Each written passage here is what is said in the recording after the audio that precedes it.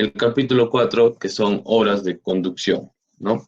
Tenemos que hacer lo que viene a ser, vamos a recapitular un poco.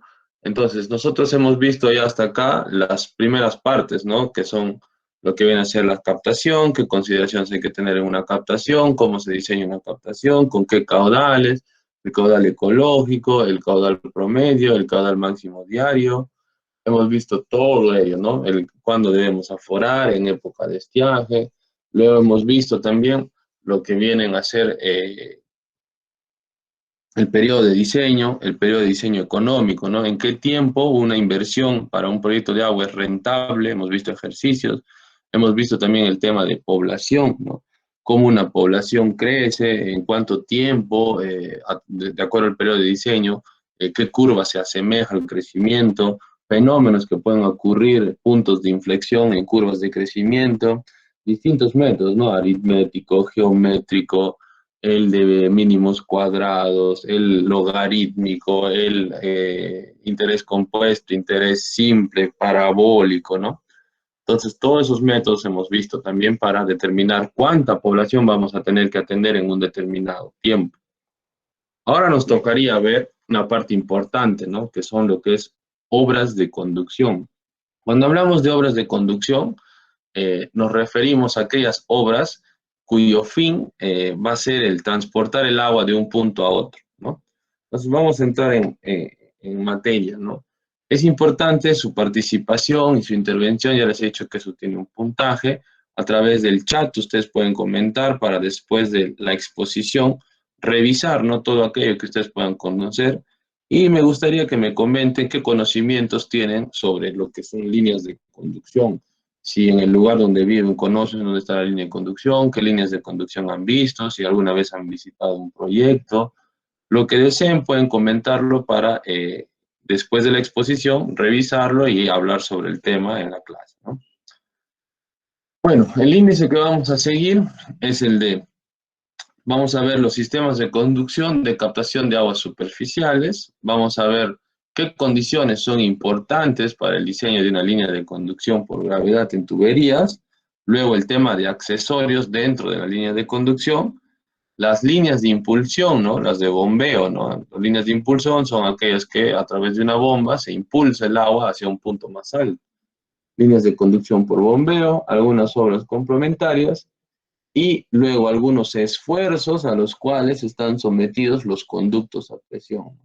Por ejemplo, acá tenemos una imagen de dos líneas de conducción paralelas, que por ejemplo acá el error es que están muy cerca, ¿no? Mínimo deberían estar espaciadas, de acuerdo al reglamento, es, si no me equivoco, a 80 centímetros. ¿Por qué? Porque, bueno, estas pueden tener vibraciones, etcétera, que las harían golpearse entre sí, en un sismo, por ejemplo, también, ¿no?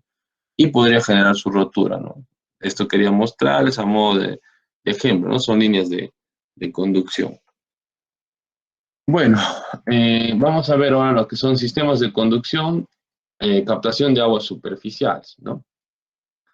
Cuando nosotros hablamos de captación de aguas superficiales, nos referimos a las estructuras que van a llevar el agua desde dónde, obviamente desde la captación hasta el reservorio, según las características del proyecto, ¿no? El diseño, para lo cual ya hemos explicado, se debe diseñar la línea de conducción. Habíamos hecho un grafiquito incluso, vamos a hacerlo rápidamente. Uh-huh.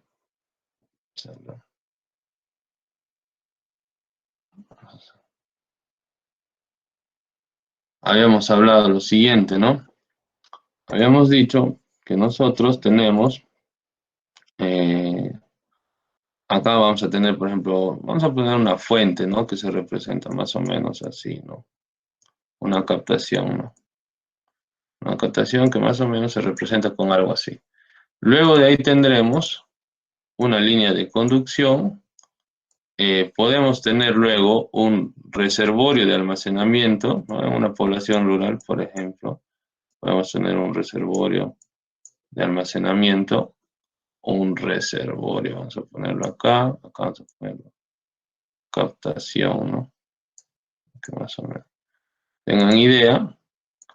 Luego de eso habrá otra línea y luego habrá unas redes, ¿no? Unas redes de viviendas, ¿no? Donde vive la gente, ¿no? Habrán redes, ¿no? Ese es el tema típico, ¿no? En algunos lugares será así, en otros lugares, ¿qué variante puede tener? Que hay una planta de tratamiento, ¿no? Una planta de tratamiento, ¿no? También antes del reservorio, dependiendo, ¿no? Entonces es importante eso porque cabe señalar que dependiendo del tipo de configuración que tengamos, ¿no? Vamos a tener que diseñar. En este caso nos habla de tener una planta de una captación y de frente a un reservorio, ¿no es cierto? ¿Y con qué caudal se va a diseñar? Entonces, la conducción puede ser por gravedad o bombeo, pero importante, ¿no? ¿Con qué caudal vamos a diseñar en este caso? Vamos a ponerlo acá, caudal máximo diario, ¿no? Toda esta línea, así hay una planta, así sea esto, también puede ser una variante que sea así, ¿no? Viene acá y de acá a acá, ¿no? Igual, ¿no? Todos son con caudal máximo diario. Acá, vuelvo a repetir, y es algo importante que tienen que tener claro, es recién donde aplicamos el caudal máximo horario, ¿no? ¿Por qué? Porque ya les he dicho, el comportamiento de la población varía, ¿no? No todo el rato consume. A las 7 de la mañana es más, a la hora del almuerzo es más, etc. Acá es constante.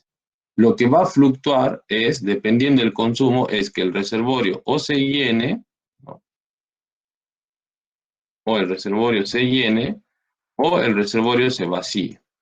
Cuando acá en la madrugada el consumo es mínimo, y acá yo tengo el caudal máximo diario, esto se va a ir llenando.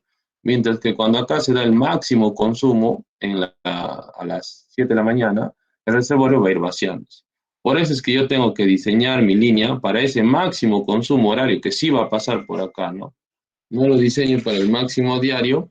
¿Por qué? Porque por acá va a pasar el máximo horario, ¿no? Es el más desfavorable. Yo tengo que diseñar mi línea para las condiciones más desfavorables, entendiendo, o es lógico, ¿no? Que el máximo horario es mayor, ¿no? Que el caudal máximo diario. Eso es algo básico que deben conocer, ¿no? Vamos a escribirlo más adecuadamente. El máximo horario es mayor que el caudal máximo diario, ¿no? Ese es obvio, ¿no? Vamos a poner acá hecho un poco, no se vea adecuadamente. Ya está. Entonces, esas cositas hay que tenerlas claras previo al diseño de la línea de conducción. ¿Ya? Entonces, teniendo claro ello, seguimos, ¿no? Ahora, las conducciones pueden ser por gravedad o por bombeo, va a depender, ¿no? Por bombeo cuando tenemos la fuente a una cota inferior a nuestro punto de entrega, ¿no? Acá podemos tener un esquemita, ¿no? De la línea de conducción, conjunto de tuberías y estructuras que sirven para dar agua desde la captación hasta el. Acá, por ejemplo, tenemos en un punto bajo un accesorio, una válvula de purga para las limpiezas, y acá en un punto alto una válvula de aire para evitar o lograr que el aire salga, ¿no? Bueno, también podemos tener una cámara de rompepresión, ¿no? Y luego tendremos el reservorio, ¿no? Es una configuración típica. Línea de conducción por gravedad. Cuando hablamos de línea de conducción por gravedad, nos referimos exclusivamente a aquellos conductos que usan la gravedad, ¿no? Ustedes saben que la gravedad sirve para trasladar el agua de un punto a otro, ¿no? Y pueden ser por tuberías o por canales, ¿no? Si es en el caso de canales, lo importante es la velocidad. Esta velocidad debe evitar producir erosiones, o sea, que no sea muy alta para evitar erosiones, ni tampoco que sea muy baja para que se sedimenten ciertas arenas, ciertos finos, ¿no?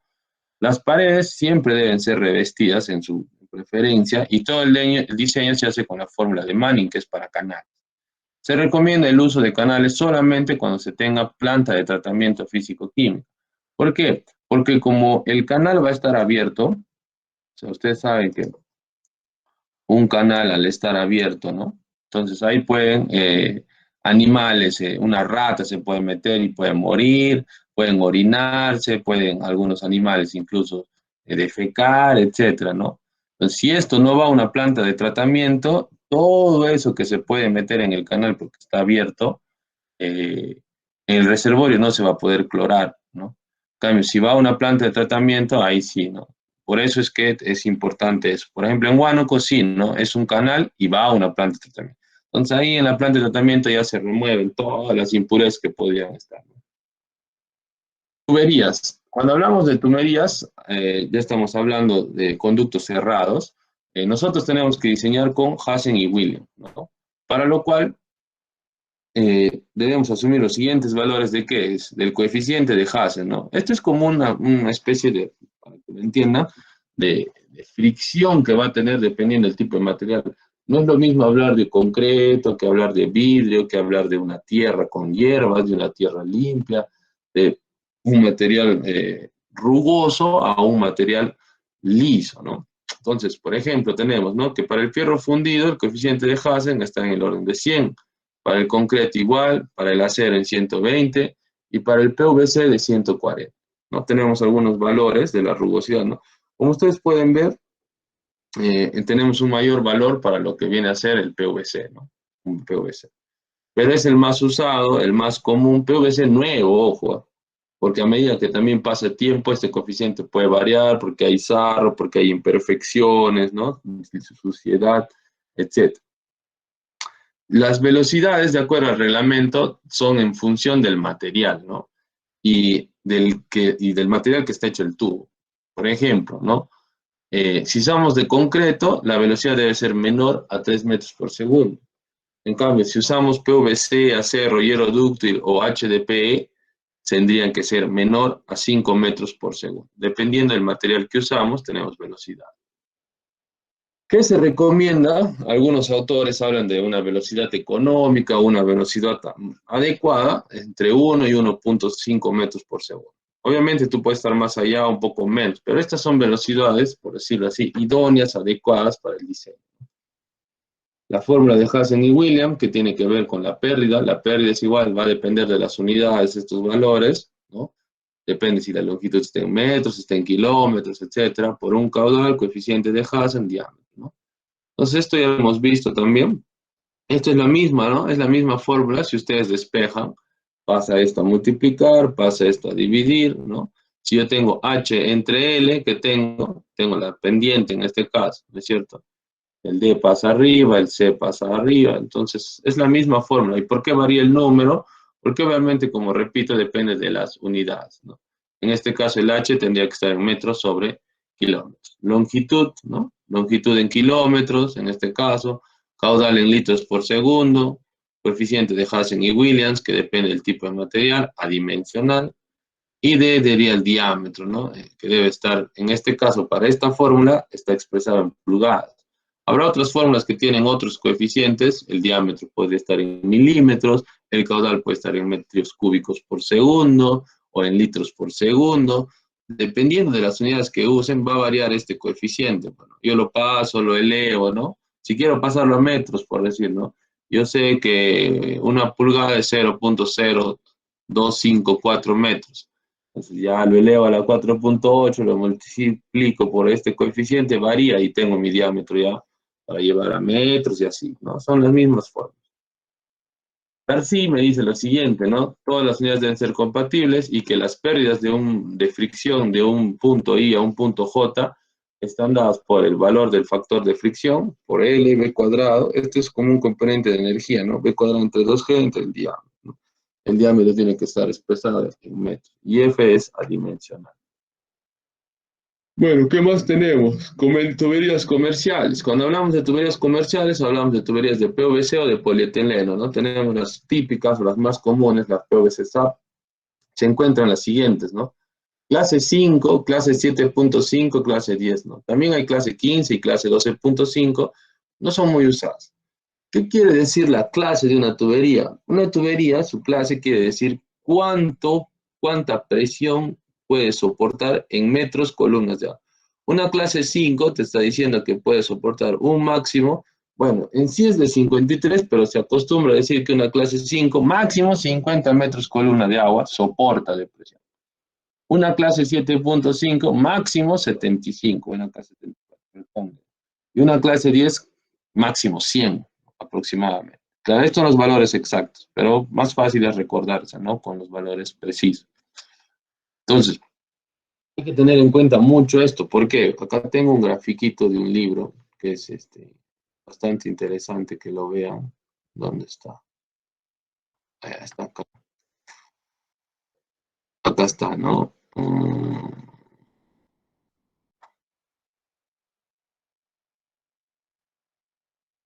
Dejemos un ratito. Esto, ¿no? Si ustedes ven acá, por ejemplo, tenemos que ir del punto A hacia el punto, cerrar esto, hacia el punto, este punto, ¿no? Entonces, ¿qué pasa? Tenemos la línea de gradiente hidráulico y tenemos el perfil del terreno. Y lo siguiente, ¿no? Miren, si ustedes ven, el tramo AB, acá está 35, ¿no? AB está un poquito más de 35. Entonces, el límite para yo colocar, porque acá la presión va a ir aumentando, ¿no? 1, 5, 10, 15. Hasta el punto B yo puedo colocar límite de tubería clase 5. Porque como me aguanta 50, ¿no? Aproximadamente, pero yo no voy a esperar hasta los 50, ¿no? Tengo que darle como un factor de seguridad máximo hasta los 35, por decirlo. Entonces, hasta ahí puedo colocar clase 5 porque esa presión está diseñada esta tubería. Luego de eso ya va a ir aumentando la presión, ¿no? 40, 45, 50, 55, ¿no? Y en este caso veo el punto C y me dice límite de tubería clase PVC clase 7.5. Yo podría darle un poco más, hasta 60 quizá, ¿no? En este caso el autor es bastante conservador. Yo llego hasta 75, ¿no? Metros podría aguantar. Pero él le pone límite hasta 50. De modo que solo en este tramito podría usar clase 7.5. Y luego tendré clase 10, que puede aguantar hasta 100. Pero en este caso el autor, como les digo, es bastante conservador, pone máximo el límite hasta este punto, ¿no? Hasta 70, ¿no? ¿Por qué? Porque no vamos a poner para que esté sometida a su máximo también, ¿no? Puede que se dé un exceso y reviente. Y en este caso acá tenemos 100 y acá tenemos tubería de clase 15 ya. Clase 15 puede aguantar hasta 150, pero máximo le pongo que aguante hasta 100, para tener un margen, ¿no? Tener un factor de seguridad, ¿no? Y nosotros diseñamos, por ejemplo, ponemos este límite a 100, ¿qué pasa si por ahí hay una sobrepresión de 120, revientan esa tubería? En cambio, si nosotros lo ponemos en 70, si hay una sobrepresión de 20, 90, seguimos, ¿no? Nuestra tubería va a poder soportar. Es como un factor de seguridad. Este grafiquito nos ayuda a entender las clases de las tuberías bastante importantes, ¿no? Entonces es importante que conozcan ello también, ¿no? Bueno, también hay otros tipos de tubería, ¿no? La tubería de PVC de unión flexible, ¿no? Tenemos que las tuberías tienen que tener, como son de 6 metros, en algunos casos de 9 metros, tiene que haber un sello hermético entre ellas cuando se unen, ¿no? Entonces acá nos habla un poquito de eso que ustedes pueden repasar, ¿no? Y acá lo podemos ver, ¿no? La serie 20, serie 13, serie 10, qué tipo de clase tienen, ¿no? Y las presiones a las cuales, ¿no? 550, 7.575, lo que habíamos visto hace un momento, ¿no? Acá tenemos algunas dimensiones comerciales de los tubos. El diámetro nominal, 63 milímetros. Las longitudes de todas las tuberías en 6 metros. ¿Por qué es importante saber la longitud? Cuando ustedes calculen flete, eh, el flete va a estar en función también de un volumen que puede tener el camión, el volquete para poder llevar. Tuberías de 6 metros son largas. Si bien no pesan, pero el volumen que tienen las hace que el carro no necesariamente se llene del peso, ¿no? Sino por el volumen, el espacio que ocupa, hace que sea más difícil llevarlas o cueste un poco más, ¿no? Tenemos diámetro nominal, diámetro exterior, ¿no? En clase, ustedes lo que pueden ver es que la clase 5, por ejemplo, serie 20, tiene un espesor de 1.6, por ejemplo, para lo que es el diámetro de 63. Pero sin embargo, en la clase 7.5 ya aumenta, ¿no? Aumentan aproximadamente 7 milímetros, 2.3 milímetros, ¿no? Perdón, 0.7 milímetros aumenta. Igual clase 10 aumenta otros 0.7 milímetros, ¿no? 3. Y clase 15 estamos hablando de aumento de 1.4 milímetros. Del espesor, obviamente al ser mayor espesor, más gruesa la tubería, por eso es que aumenta, puede resistir más presión, ¿no? Y eso lo vemos, ¿no? En cualquier tubería, por ejemplo, en el diámetro nominal 110, 2.7, acá ya tenemos 4, está aumentando 1.3, acá también aumenta 1.3, y acá ya estamos hablando del doble, ¿no? 2.4. Entonces eso es importante también, y también importante que conozcan los diámetros comerciales. Porque ustedes pueden diseñar, les sale una tubería, no sé, de 80 milímetros. Ya, y van a poner en su expediente 80 milímetros, no, no. Tienen que irse a los diámetros comerciales. En este caso, si les sale 80, podrían jugar, por ejemplo, si es 1 kilómetro, podrían jugar con 75 y 90, un tramo de 75, otro tramo de 90, viendo las pérdidas, no tuberías conjugadas, que vamos a ver más adelante. Bueno, las conexiones son de Union River, Papco, Vinduit, es de los más conocidos. También como los tubos vienen en su mayoría con anillos incorporados en la campana para las uniones, ¿no? Accesorios, tenemos curvas, ¿no? O codos, ¿no? Como se conocen, de 45, de 90, de 22. Es para desviar un poco las tuberías en el recorrido, ¿no? Tenemos test, tenemos uniones simples, uniones de reparación, tapones en tramos donde se termina la red, test dobles, reducciones, etc. Bueno, las HDP es de alta ductilidad, ¿no? Son tuberías en las cuales nosotros podemos usarlos para distintos, ¿no? Puede ser en riego, en saneamiento, en agua potable, en alcantarillado, pero ¿cuál es la ventaja de esta tubería? Que son más fuertes a elementos externos, ¿no? Por ejemplo, en un lugar donde sabemos que va a haber caída de piedras, ¿no? Y no podemos enterrar la tubería porque es roca, quizás ahí he visto que consideran HDP, ¿no? El tiempo de vida útil estimado para las tuberías en redes subterráneas que conducen agua a 23 grados es 50 años, ¿no? Lo que supera con creces los materiales tradicionales. Son más duraderas, ¿no? Claro, tienen un mayor costo, entonces hay que sopesar eso, ¿no? Tuberías de polietileno, ¿no? Tienen una resistencia al impacto, no hay riesgo de pérdidas de material por fracturas debido a golpes, ¿no? Como les digo, en lugares rocosos podría ser una opción. Las uniones que se generan en estas tuberías son por termofusión, ¿no? Y lo que garantiza el sellado 100% hermético, ¿no? Tuberías de polietileno, mantenimiento nulo, ¿no? Porque ya son bastante usadas, bastante conservadoras, se ha visto que su mantenimiento es mínimo, ¿no? Unión por termofusión, ¿no? Resistencia química, buena durabilidad, eliminan las necesidades de mantenimiento en las redes por los fabricantes.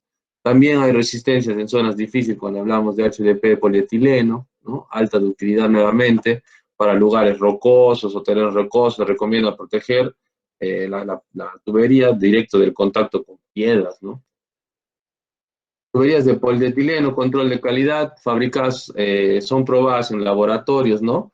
El único en el Perú que cuenta con equipos para realizar pruebas hidráulicas, el control de calidad se realiza de materia prima, proceso productivo, el producto final hasta después de la instalación, ¿no? El fabricante realiza una prueba hidrostática, normalmente, ¿qué hace, no? A 1.5 veces la presión de operación, o sea, si es una clase 10, lo somete hasta 150 metros columnos de agua, ¿no? El tiempo oscila de 2 a 3 horas, después se verifica que no haya fugas, roturas o variaciones significativas de la presión.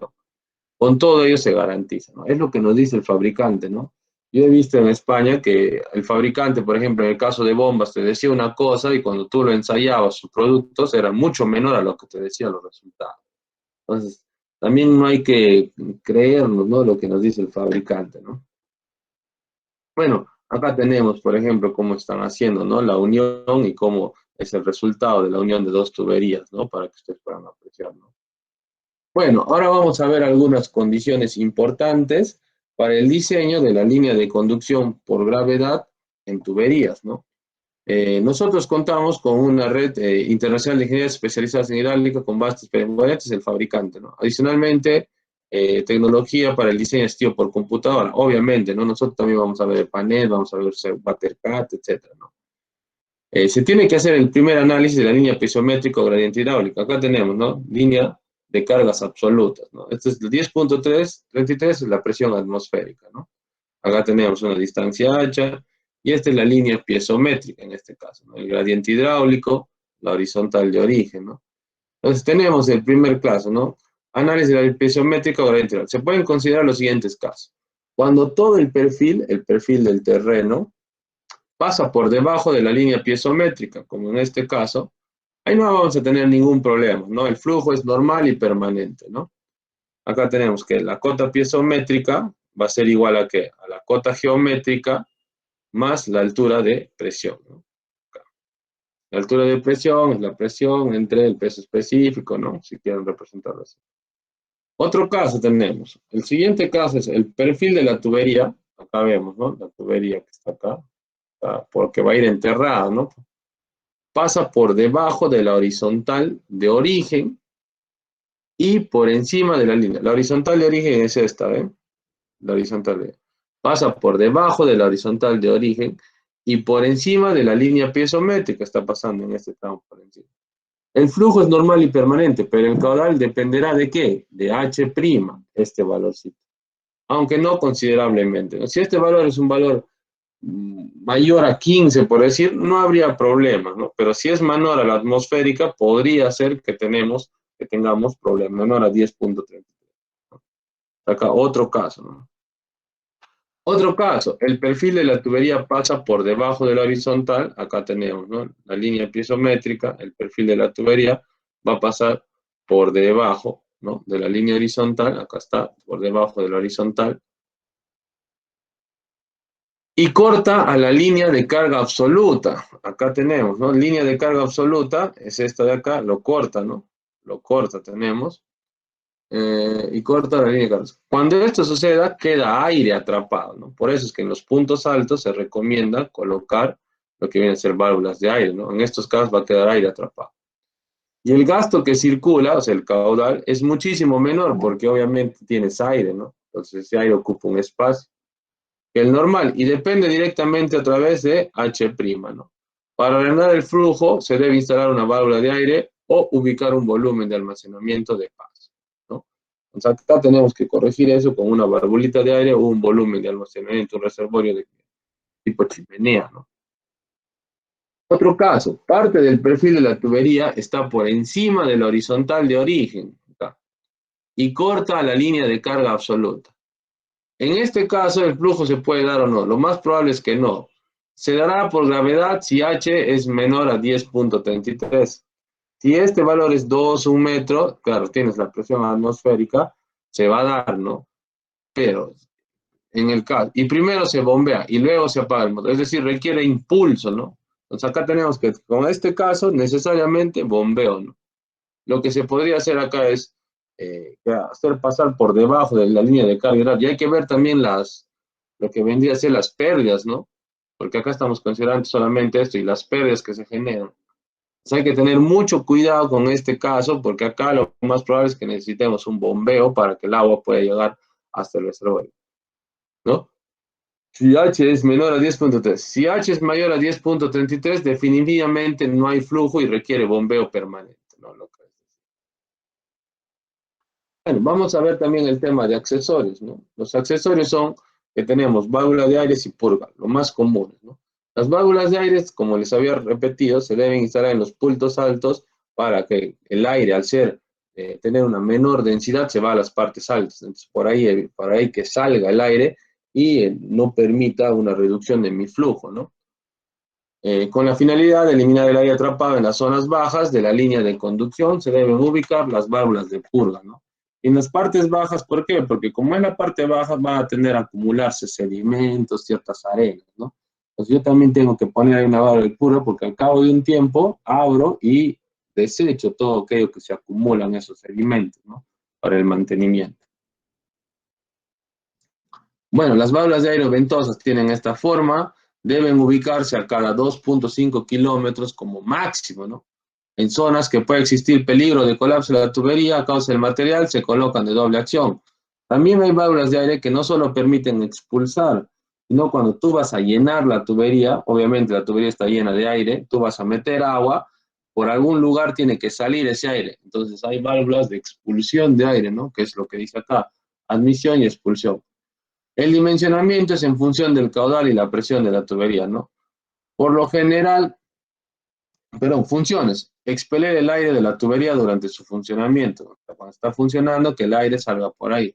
Expulsar el aire que tiende a acumularse en los puntos altos y en algunos casos admitir aire en caso de operación de una válvula de purga que pueda crear presiones negativas, ¿no?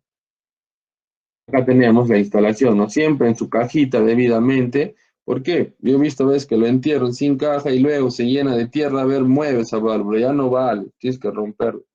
Cuando está en su debida cajita adecuadamente tapada, simplemente abres la tapa y mueves y operas, ¿no? Las válvulas de purga se instalan en los puntos más bajos, como les había mencionado, es esta forma, ¿no? Con una T, una compuerta para que abres y arrastra todos los sedimentos y que salgan de nuestra red, ¿no? La afinidad es que a cada cierto tiempo de inspecciones para mantenimiento a través de ellos y eliminar las salidas que pueden haberse reunido en los puntos más bajos, ¿no? Estas válvulas por lo general están instaladas en las mismas tuberías y se encuentran lateralmente o en el extremo, como vemos acá, ¿no? Algunas recomendaciones: para tuberías de menor a 4 pulgadas, se usa el mismo diámetro de la tubería. Para entre 4 y 16, usar 4, y menores a 16, la tubería entre 4. ¿Por qué tiene que ser menor la válvula, el diámetro? Porque justamente como se van a acumular sedimentos, si yo reduzco un poco el diámetro, va a aumentar la velocidad. Entonces, cuando yo haga el mantenimiento, abro, como aumenta la velocidad, flan, arrastra. Si fuera un diámetro más grande, la velocidad disminuye. Entonces yo abro y una velocidad lenta, lo que no me va a arrastrar todo el material que se acumula por ellos. Acá tenemos, ¿no? Una valvulita de compuerta, un esquema, ¿no? En los extremos de la tubería, cómo se puede realizar, ¿no? Acá tenemos otro, ¿eh? Acá está la válvula de purga, ¿no? Acá. Entonces el agua viene por aquí, se acumula en estas partes. Entonces, ¿qué pasa? Se acumula, yo abro y arrastra todo esto hacia un desfogue final. También tenemos válvulas de cierre y control que van ubicadas a la salida de la captación, ¿no? En cualquier punto de la red donde se quiera controlar el ingreso. Por lo general deben estar cada 1000 metros para, si hay roturas, limpieza, mantenimiento, cerrar y evitar cortar toda la red, ¿no? Para aislar tramos, ¿no? Válvulas reductoras de presión también, como su nombre propio lo dice, reducen la presión. Válvulas check para permitir que el flujo vaya en un solo sentido. Ya vamos a tener una clase en la siguiente parte del curso de todo lo que son válvulas. Bueno, vamos a ver un ejemplito, ¿no? Dice, ejemplo de diseño, ¿no? Determinar la población registrada, los siguientes censos oficiales. Acá tenemos los censos y la población. Los mismos que se llevaron a cabo luego de varios años, considerándose muy separados, ¿no? Calcular la población futura, me dan la dotación, 110 litros habitante día, caudal máximo horario y caudal máximo horario, si los valores de K1 para el máximo horario es 1.3 y el K2 para el máximo horario es 1.8. Diseñar la línea de conducción, dice, con PVC SAP para una vida útil de 15 años. Únicamente se disponen de tuberías de 3 y 4 pulgadas. Okay. Además, ten en cuenta que el año en que se está diseñando es el 2010. Okay. La captación está en la cota 3181 metros sobre el nivel del mar y el reservorio está en la cota 3148.20. La longitud es de 2435 metros. Ok, ya me dan todos los datos, ¿no? Así ustedes habrán tenido en su trabajito, ¿no? Algo parecido. Entonces, bueno, primero tengo que calcular la población futura, ¿no? Aplicamos en este caso, decide, nosotros tendríamos que hacer por todos los metros en un ejercicio. En este caso, por temas de simplicidad, aplican el método de la parábola de segundo grado, ¿no? Por tener datos distantes. Pues, ¿qué nos dice el método de la parábola de segundo grado? Que la población futura es igual a una ecuación parabólica, a más bx más x al cuadrado. El año 1940 lo considero el año cero, por lo tanto, 0, 0, a va a ser igual a ¿cuánto? A 625, ¿no? El primer dato. Y luego tendría dos ecuaciones con dos incógnitas, ¿no? Para un tiempo 21 y luego tendría para un tiempo 41, ¿no? Para 21 y 41. Entonces pongo los valores, ¿no? El valor para 21 de Y es 824 y para luego sería 1316. Dos ecuaciones, ¿no? Yo tengo el valor de A y dos incógnitas, ¿no? B y C. Dos ecuaciones, dos incógnitas, despejo, perdón. Tengo el valor de B y tengo el valor de C. Si ya tengo el valor de B y el valor de C, ya tengo lo que vendría a ser mi ecuación, ¿no? Tendría mi ecuación, sería la siguiente, ¿no? Mi población futura va a ser igual a mi valor A, que es 625, más B, que es 1.73x, más C, que es, en este caso, 0.369x al cuadrado. Si ya tengo esto, y yo me dice el problema que estoy en el año 2010, y mi periodo de diseño es 15, En este caso lo está considerando 2025. Nosotros habíamos especificado que siempre hay que considerar unos 5 añitos. ¿Por qué? Hay un año por ejecución, hay otro por búsqueda de financiamiento, ¿no? Elaboración de expediente, etcétera, ¿no? Entonces, todos esos trámites administrativos hacen que no se ejecuten en el mismo año, ¿no? Se ejecuta, por ejemplo, yo 2010 voy a empezar ya, hasta que me aprueben, hasta que haga el expediente, ¿no? Liciten el expediente, lo haga el expediente, lo apruebe el expediente, ya tengo el expediente aprobado. Una vez que tiene el expediente aprobado, tienen que buscar financiamiento, ¿no? Tienen que buscar financiamiento, tienen que asignar recursos económicos a la entidad. Les asignan, tiene que haber un proceso de selección, ¿no? Lo que viene a ser una licitación. Hasta que se gane, se licite, otro tiempo. Y luego de eso entrará recién el proyecto a ejecutarse. Todo el tiempo que demora en ejecutarse, otro tiempo. Entonces, eso nos podría demorar entre 3 a 5 años, ¿no? Entonces hay que considerarlo. Acá yo pondría 5 años aparte, ¿no? Sería 2030. Pero bueno, eso hay que aclarar para ustedes, ¿no? En este caso consideramos 2025 por temas del ejercicio. Entonces, si mi periodo es 2025 y mi parábola está empezando en el 40, ¿cuál va a ser el valor de x? 85, ¿no? Y simplemente reemplazo en mi ecuación, ¿no? Acá para x igual a 85. Para x igual a 85, mi población futura será 3.400. Entonces ya tengo mi población futura y ya entonces lo que realizaría sería el caudal promedio. Caudal promedio, ¿a qué va a ser igual? El caudal promedio no es más que la población futura por la dotación. Población futura es dato, dotación es dato. Esto de acá son la cantidad de segundos que hay en un día que ya le hemos explicado. Con eso tengo mi caudal promedio. En el ejercicio me decía considerar K1 1.3, K2 1.8. Si yo considero el K1 1.3, puedo hallar el caudal máximo diario, que sería 1.3 por este valor, me da 5,7. Y el caudal máximo diario, horario sería 1.8 por este valor, 3.90. Acá ha habido un error, porque si ustedes agarran la calculadora, acá en el Excel, si desean, vamos a hacerlo. Si ustedes agarran y dicen 1.8 por 3.90 más 1.8 por 3.90, así está bien, ¿no? 1.8 por 3.90, 7.2. Allá, está bien. En el otro caso es 1.3 por 3.90, ¿no? Más 1.3 por 3.90. 5,7. Sí está bien. No, pensé que había un error. Está bien, no hay problema. Entonces tenemos ya el caudal máximo horario y el caudal máximo diario. Ahora, el problema nos decía que la cota de la captación es 3.181 y la cota de lo que vendría a ser el reservorio es 3.148, ¿no? ¿Cuánto me da eso? 3.181,70 menos 3.148,20 me da una diferencia de 35.5 metros. Esa es la energía de la cual yo dispongo, ¿no? Tengo 35.5 metros de energía. La línea era de 2.435. Entonces, yo dispongo, o yo podría perder como máximo en pérdidas, podría tener, en este caso, 35.5. A ver, ¿cuál? No, es 33.5. Vamos a hacer la resta, ¿ya? 3.181, ¿no? Punto 70, ¿no? 3.181.70. Y el otro es 3.148.20. 3.148.20. La resta esto menos esto. 23.5. Acá está un errorcito de tipeo, ¿no? Acá ya se corre. Entonces yo máximo podría perder eso. Ahora, ¿qué me dice mi teoría, no? Mi teoría, que está acá, ya lo hemos visto, las pérdidas, ¿qué me dice? Acá está la ecuación. Vamos a ver acá.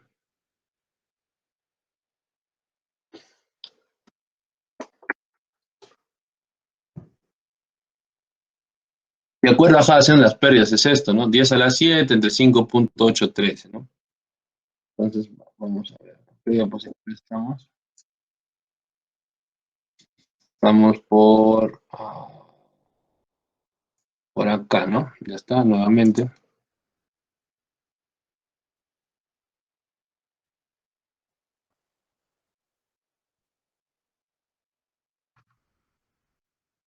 Ya está. Entonces, 33.5, y es la misma ecuación, ¿no? 10.7, 5.8. ¿Esto qué viene a ser? La longitud, pero expresada en kilómetros, ¿ya? ¿Esto qué viene a ser? 5.7 es el caudal, ¿no? En este caso es el caudal máximo diario porque es línea de conducción. Ya hemos visto que la línea de conducción se diseña con caudal máximo diario. Elevado a 1.5, PVC vamos a usar, coeficiente Hansen y Williams para PVC 140 y el diámetro es lo que no conozco. Me sale que tengo que usar un diámetro de 3.16, pero en el problema nos dice que yo solamente tengo diámetros o tuberías de 3 y 4. Por lo tanto, tendría que usar un juego, ¿no? De 3 y 4. ¿Cómo hago eso? Yo lo que sé es que yo puedo perder 33.5 metros. Entonces, las pérdidas que me van a generar la tubería de 3 más las pérdidas que me van a generar la tubería de 4 tiene que sumar eso. Pues yo digo, ¿no? La pérdida de la tubería 1 de 3 pulgadas más la pérdida de la tubería de 4 pulgadas es igual a 33.5. La misma ecuación, ¿no es cierto? Pero ¿qué va a variar? Acá lo que va a variar es, en un caso tendré una longitud X y en el otro caso tendré 2.435 menos X, porque obviamente es el restante, ¿no? De 3 tendré una longitud de 100 o 1000 y en el otro lo que sobra, ¿no? Esta suma me debe dar a mí 33.5, ¿no es cierto? Eso ya lo sé. Entonces yo tengo una sola ecuación con una sola incógnita, X. Se resuelve rápidamente, ¿no? ¿No? Acá, resolviendo, X va a tener que ser igual a 1.727 kilómetros. Entonces, ¿qué quiere decir? X era para 3 pulgadas. Entonces, la tubería de 3 pulgadas tiene que ser de 1.727 kilómetros. Y la de 4 pulgadas es de 0.700, ¿no? Verificamos velocidades. La velocidad de la tubería de 4 pulgadas, ¿a qué va a ser igual? A 0. El caudal, ¿no? Este caudal, ¿dónde está? Este caudal no está llevado a metros cúbicos, ¿no? Entre 1000 metros cúbicos por segundo, entre, ¿qué es? Área, ¿no? Pi por diámetro al cuadrado entre 4. ¿Y por qué dirán el diámetro 0.10? Obviamente, si es 4 pulgadas es 100 milímetros. 100 milímetros es 0.10 metros, ¿no? En este caso. Igual acá, ¿no? 0.075, 3 pulgadas es 75 milímetros, llevado a metros, ¿no? Todo está en las mismas unidades. Dividimos y tenemos que la velocidad para la tubería de 4 pulgadas va a ser de 0.65 metros por segundo, ¿ok?